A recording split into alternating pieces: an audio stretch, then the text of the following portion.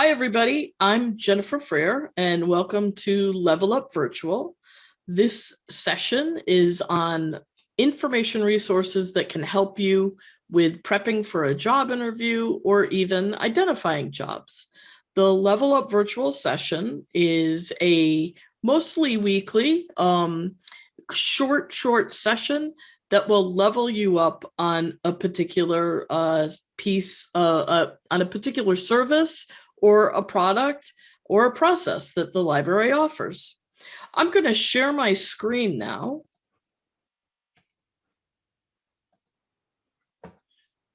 And what you're looking at is the info guide, which is acting as the repository for all of the previous Level Up sessions that you can see along the left-hand side, and for information regarding this particular session.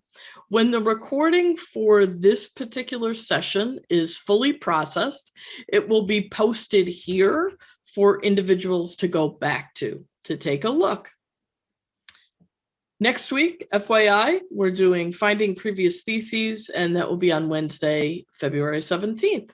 So, using the library resources to prep for a job interview or to identify a job, we have a few business resources that can be really helpful for this. So whether you are looking for a co-op or you already have a job interview in place, or you're about to go to career fair and you want to learn more about a company, all of these resources will be helpful.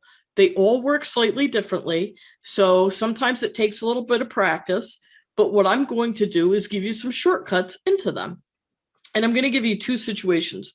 One situation would be, I have the name of a specific company that I want to find information about, or I have an idea of a geography I want to target, and I want to figure out what industries are in that area, what companies are in that area. So you want to build a list of companies.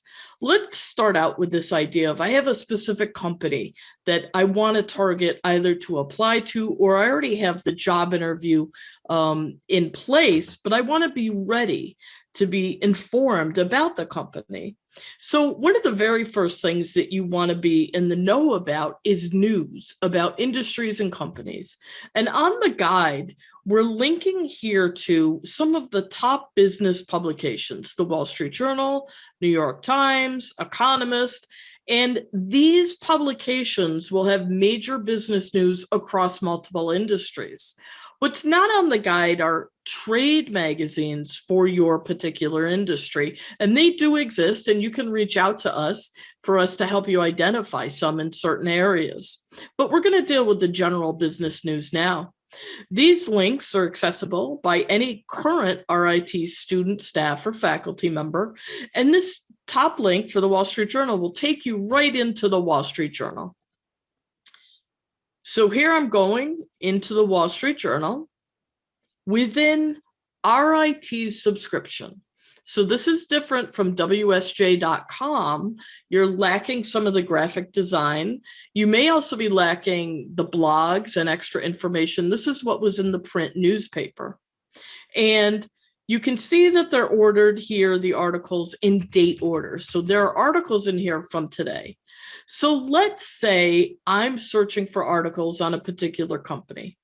This is the search field within ProQuest, and I've constructed an advanced search, but it's using some internal language. So PUB stands for Wall Street Journal, and the parentheses tell the product, only search the publication, the Wall Street Journal.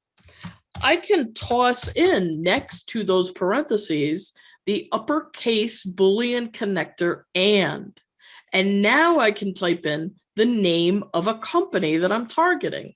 So let's say the company that I'm targeting is Harris Global Communications. I can use quotation marks and I can type in Harris Global. And let's say for a second that I don't know if it's communications. So I'm just going to use a second quotation mark to close that. And I'm going to run search. Now, one of the things you need to be aware of with the names of companies is company names can change over time. Company names might be something you think it is. A company might be Wall-Mart or it might be Wall Space Mart. These can vary depending on the entity that's writing about them. And this search found 15 articles. And the latest one that it's showing me is, this actually might not be the latest one. It's sorting it in relevance order over here to the left. Let's bring the most recent article up first. Now, I would have expected to find more articles than this, and I suspect there might be an issue with my search. So if I Google, and Google is a helpful tool for some company searches, I get a D&B reference. What I'm looking for is Harris itself. Now, I just know because I pre-did this search that Harris Global Communications has changed its name to L3 Harris, all one word. And so now that I know that, I might go in here and say, wait, let me redo my search and see if I can find some more current articles or more up-to-date articles. And I get the same 15.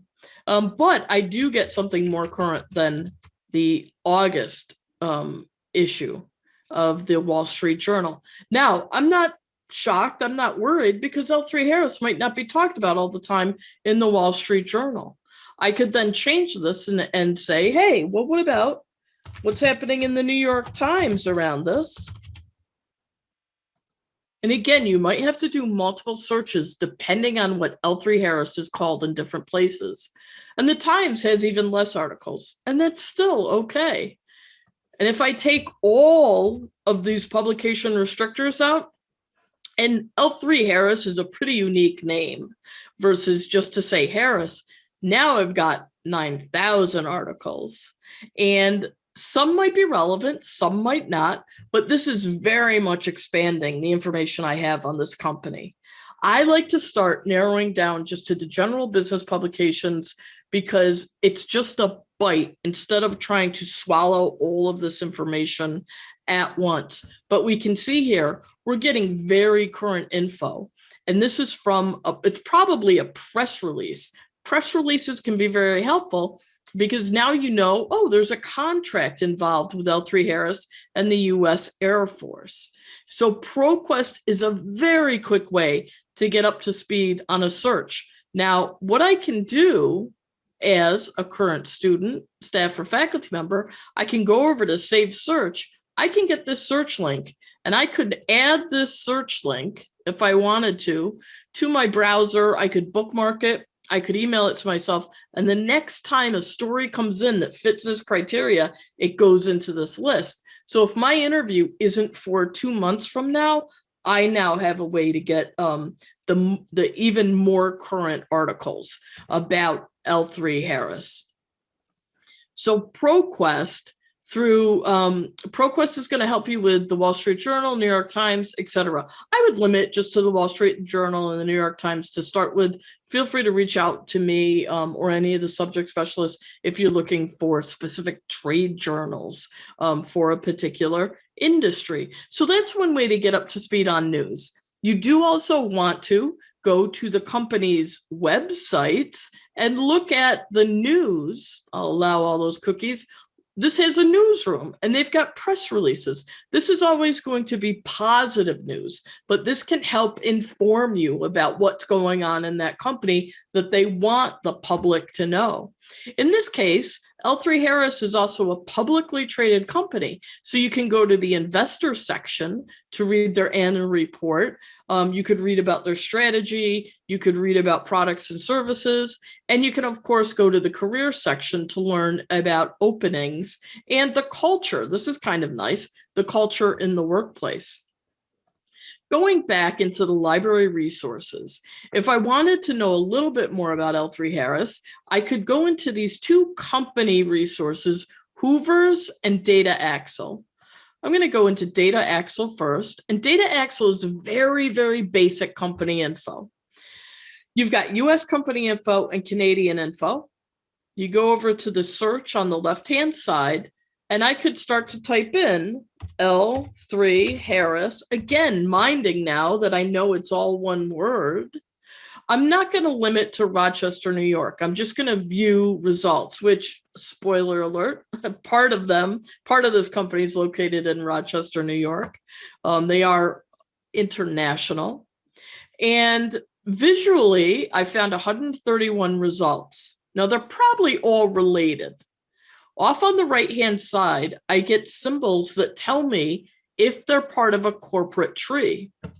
An arrow going up means that this first one, L3 Harris, DOS Aviation, is a child or a lower part of the corporation. If I see any arrows that are solely going down, then I know that that's the parent. If I see an entry where there's an up arrow and a down arrow, it's usually a subsidiary. If I click on the corporate tree, I can now see all the related companies to that L. Harris DOS Aviation. And I can see here, PC is parent company, SU is subsidiary, and B is branch. And I can see here too that L3 Harris has 50,000 employees with a sales volume of $1 billion plus. I can see what category. Now, these industry categories, they're kind of loosey-goosey. One industry category and one product might not match another product. And then I could go and I could read more about the parent of L3 Harris. Very basic, though. It's like, it's not even quite a skeleton. It's kind of, it's almost like you kind of know there are bones there, but you don't get to really know what the bones are. The way these records are structured is you get the basic location info followed by job listings. This product is plugged into Indeed. So if a job for a company that's in this product gets posted, it will show up in here. These are your industry profile descriptions. Again, these industry profile descriptions, they are helpful, but sometimes they are not quite on point. So this is saying that search detection is L3 Harris's primary business, and it might be, but it also might not be the language that L3 Harris is using when they talk about themselves. So buyer beware a little bit, but this is also helpful because we want to build a list of companies that are similar. And if I keep going down, I get a short business profile, but by looking at the website, you've already learned more about the company. This information here sometimes are estimates. Now, this is a publicly traded company, so this is an actual number that is coming out of their annual report. Affiliated locations, there's 64 possible locations. Now, me as a prospective maybe analyst or a prospective engineer at this company, I might think to myself, now I have geographic possibilities where I might live. Maybe I don't have to stay in Rochester where it's snowing. Now, if I go down, down, down to the bottom, I get a competitors list. I get sales volume, stock news, but I also can bring up what they're calling a competitors report. So now, if you were targeting L3 Harris to be a potential employer, we're getting a listing of none available. Now, that might be because we're at a smaller branch company. Let's go back to the top. But a competitors report helps tell you businesses that are similar in the same industry. So let's back up to L3 Harris, the main company, and I can navigate to the competitors report down here. Oh, wait, I guess that was it. These entries some of them have competitors reports. So just FYI, you will find a list. Now, sometimes they're true competitors, sometimes it's a mistake. Why is it a mistake? Because sometimes the computer programming used to bring company names in mistakes one company for being in the industry of another company. A little wishy-washy. There's an advanced search feature here. So this is one place where you can build a list of companies. And so you could start out with a company name, but you could also start using some of those industry classifications that I showed, search detection.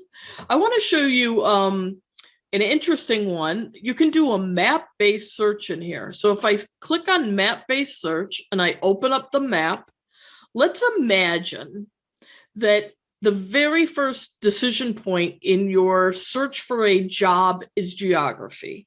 Yes, it's industry, but like, I gotta live in Cleveland. For some reason, I gotta live within Cleveland or 50 miles of Cleveland. Here's one way to figure out companies within an industry near Cleveland. You bring this map up, and if we go over here and we zoom in, whoop, I zoomed out. Let's zoom in to Cleveland, which, if you don't know, Cleveland is in Ohio. Here we go to Cleveland and this corridor between Rochester and Cleveland. You can do a map. You can do a radius in a circle, but I'm not going to do a circle because a lot of Cleveland is often Lake Erie. So I'm going to draw a shape. So I can say my starting point has to be here, click, and I'm going to go out. Notice that it changes the miles. I'm willing to go 59 miles this way. And I'm willing to also include Pittsburgh. And I'll go, let's see. There we go. Now I clicked once each time. And now if I double click, it sets that area. I go up to the right-hand side, I hit done. And I hit update count. Oh, it updated automatically. There's 152 entities in that shape that I made. Now I start to limit by industry type. And let's do that detection.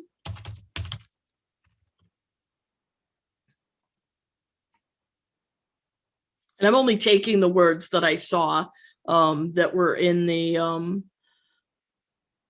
search for.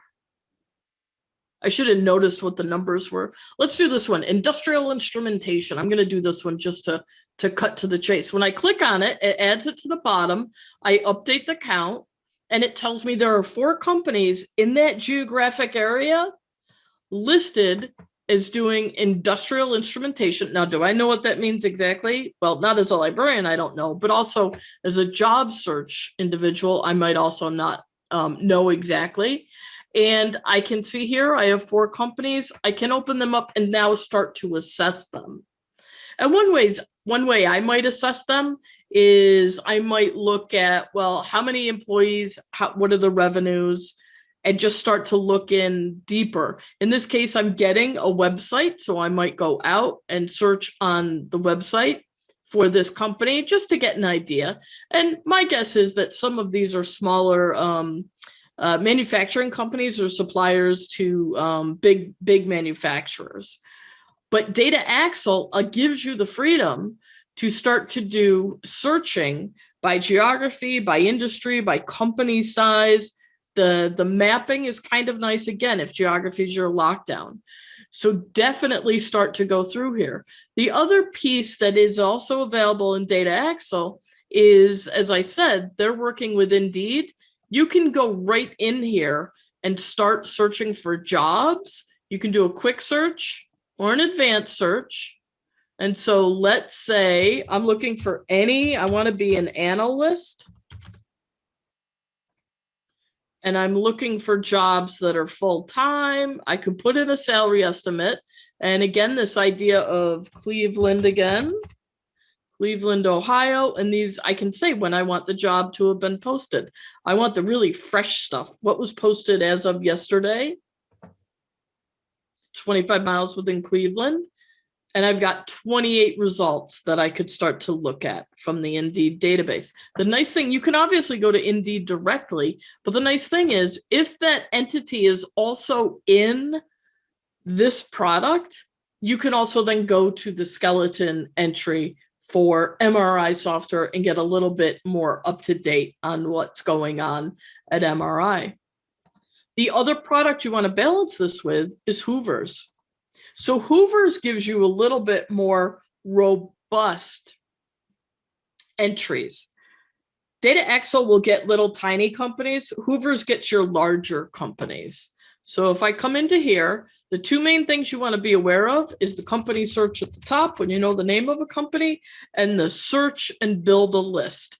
So if I go and I type in L3 Harris, it will start to form, and it will rank these by the largest. So this company, L3 Harris Technologies out of Florida, $6.8 billion. And I can go right to the record. L3 Harris is a public company, so there's going to be a lot of information about it in here. I get some geography, I get some of the basic company info, but then as I start to go down along my left-hand side, I've got quick filters, and here's a competitor list. I can look at the financials and see what their financial health is like. Looks like their corporate highlights, they're low risk for the pre-screen score, pre-screen for credit, I suspect. Let's go here to search and build a list. This similar functionality to what we saw in Data Excel. I can search by location, I could do geography, company size, think of employees or revenues for company size. Oh, it's a Dun & Bradstreet pre-screen score, high, low, medium. Here's your industry. If I want to see the whole industry cluster, I can do it by NAICS code. I can also start to type in the name. So let's do detection again. Again, detection may or may not. Oh, there it is. Search, detection, navigation, and guidance. So I'm now looking at 15,000 companies. I'm going to hit view the results. I could have limited to geography. It's ranking it right now in number of employees. I could resort this by alphabetical. There's not an easy way to get this information out of here. So you sort of have to do go company by company to look at the entries of what is available. The available information on the left-hand side will vary. If a company is privately held, meaning they're not selling shares, or if they're international, you'll see less information available to you over here. Context sometimes has context, though most companies want to hide email addresses. So you're unlikely. Notice everybody's got the same phone number ending in 6,000 because they don't want anyone to be able to get to them directly unless they're in the know. And that's okay. The email addresses I'm thinking are hidden. Well, oh, it's guessing what the email address is. It's thinking of what the structure probably is. So Hoovers gives you an opportunity to see extra information about a company, a little bit of news, and you can build a list. IBIS World or IBIS World, I say it wrong all the time, is where you're going to get your bigger, broader industry information. So we've done a little bit around what's happening to this company in the news. We've done some searching for specific companies, but let's say I need to know what's happening in the broader industry. This is the product you're going to want to go to. You can search by industry name or company. I think company is a nice way to do this because you might not know what they're calling a particular industry. Now, notice what it's doing, retail, trade, etc. I happen to know that communication equipment, and again, that comes from working with a librarian or being really savvy about your industry. It does take time. So if I look at the communication equipment manufacturing entry, it was written very recently, January 2021. There's a download button here off to the right to grab the whole report and just kind of parse through here to read up about the industry. Over here on the left-hand side, they've got a little bar chart. We're looking at industry report.